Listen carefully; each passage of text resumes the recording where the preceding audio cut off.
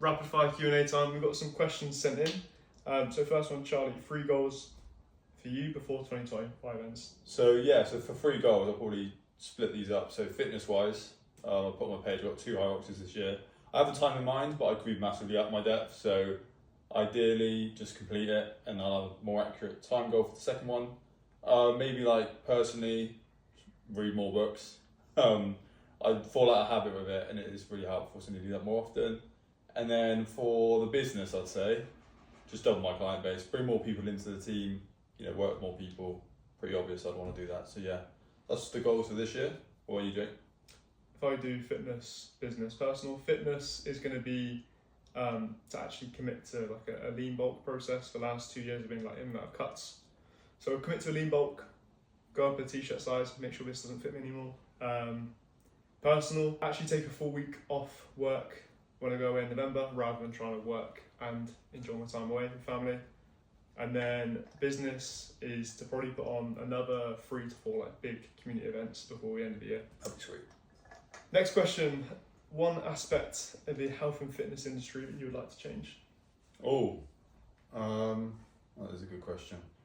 I like to say there's a lot of, I think as a young man, which I once was, if you go on TikTok and stuff, you're very easily influenced to buy this supplement or train this way. I think naturally, I'm sure girls are probably the same.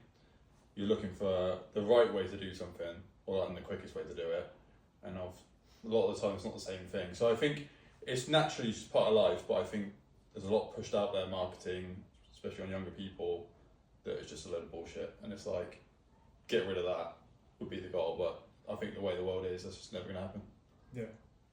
Mine was going to be fact checking, which again, TikTok, Instagram is full of shit advice and people thinking they know best and being very direct. So a bit of advice to me: if someone is telling you only do this or you shouldn't do that, if they're too direct, it's probably a bit of a red flag. So fact checking and having some sort of governing body, because in the coaching world, my nan could create an Instagram account tomorrow and say, "Hey, I'm an online coach now," yeah, and really fuck people over. So yeah, fact checking and having some sort of governing body. Sounds. What got you into coaching? Good question again. I say, on a similar theme, I think being younger, fitness did a lot for me. Trying not to be too cringe with it, but the amount it helped me, I'd like to be able to do that for someone else, because I can't do it for me again. Yeah. I can do it for other people, and I know what it can mean to people.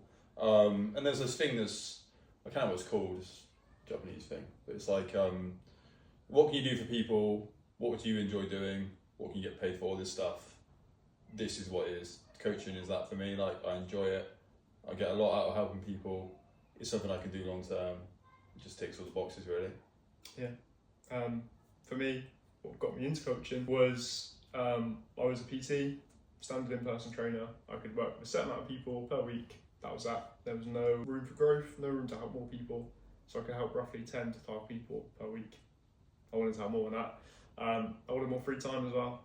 So I wanted to be able to split my time with my family, my growing family, as well as still doing what I love, helping people. So this was the good amalgamation of both. That leads into the next question, which is what motivates you.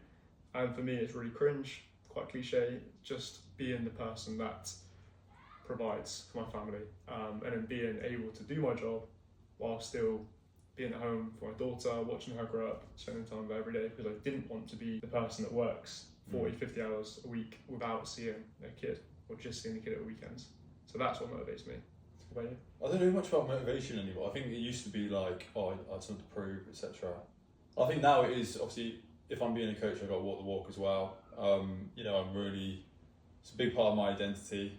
I think people that know me know how much I care about it and how involved I am with things. And I think about being that you're this type of person, it is kind of part of who I am. And I think, I do like who I am. So I think I'm motivated to stay that way, essentially. Nice. Pet peeves is the next one. So what are your pet peeves? Pet peeves in the gym, should we say? Gym, industry, coaching. Gym industry coaching. Gym, not putting the weights back, because it's just, especially on bench press or something, because that takes way too long. Yeah. Or like powerlifting, deadlift, something like that. Putting the 20 kilo dumbbells in the 4 kilo plates and every other dumbbells. Yeah, Out oh of my place. god, yeah, like it's just frustrating. Industry, I mean, from where we're sat, you get a lot of sort of business mentors selling you bullshit, Get rich. trying to get you in. But the thing is, it very much relates. Like, you know, people look at coaches trying to get them in, promising them something quick and easy, and you get the same thing from coaches to normal people. And I think that's one of the pet peeves. Like, you just got to be realistic with people. You know, it's easy to tell someone they can be somewhere in a month or 2 months. It's easy money, but like, or an easy lie, isn't it? On money. So that bothers me in the industry. Coaching, I love my clients, but I think like just not buying into it as much, like, or ignoring messages, or like if you set yourself a goal, you know you want to do it, and then you don't push yourself to do it. It's just frustrating seeing people not realise what they can achieve. Yeah. Or putting the work in that they know they should be and they can. Yeah. Pet peeve for me in the gym is people not saying hello or not smiling. It's something so simple, just be polite. Especially if you're staff as well at gym, just say hello to your members. Pet peeve in the industry for me is, I said it earlier, but just the people that are so direct and so concise with like, not concise is the word, so polarising.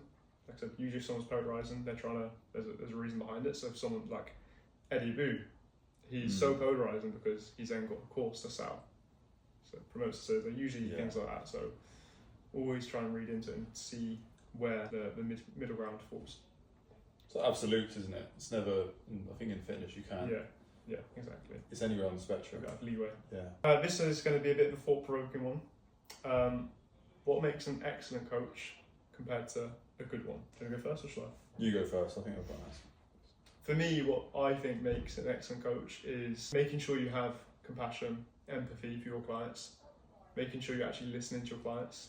Because what I see, because I work with other coaches too, helping them to become better coaches, the biggest mistake I see is when people are set on, this is how I coach, this is how I want you to do your plan, and having no leeway, no wiggle room, not allowing for the client to show their opinion, not letting them get involved, and ultimately just being a bit of a prick when ultimately they fail their plan, because no one's going to be perfect every single week.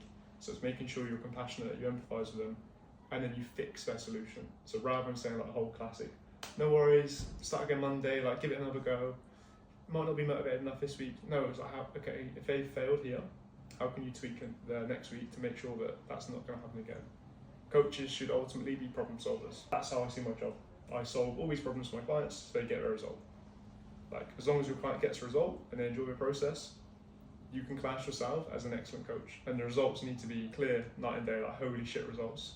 The results shouldn't be which one's the before, which one's the after. Spot the difference. Yeah, exactly. What do you think? Yeah, similar theme. I think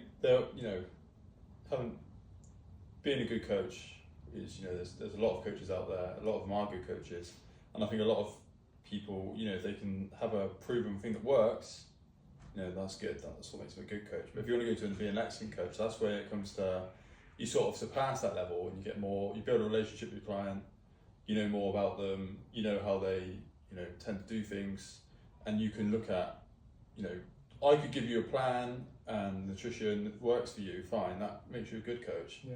But being an excellent coach is when you're looking at, okay, they've got this coming up, how would they look forward to that? How would they approach that? How can you adapt the week so that they can, navigate in a way that works for them? And it's a lot more personal, and I think that's just how you get to that next level. Yeah. Find out what makes them tick. Yeah. Peace out. That's all the questions. Cheers, guys. Speak soon. Cheers.